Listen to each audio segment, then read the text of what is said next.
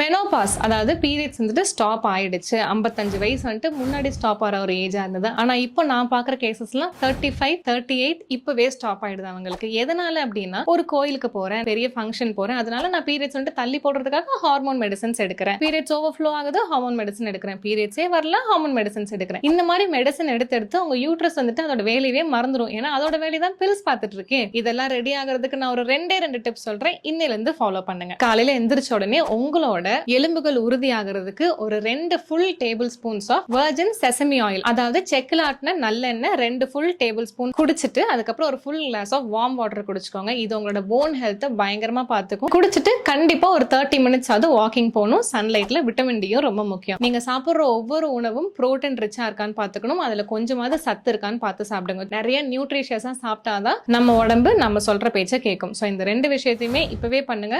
எல்லா குட்டீஸும் உங்க அம்மாக்கு இந்த ரீல ஷேர்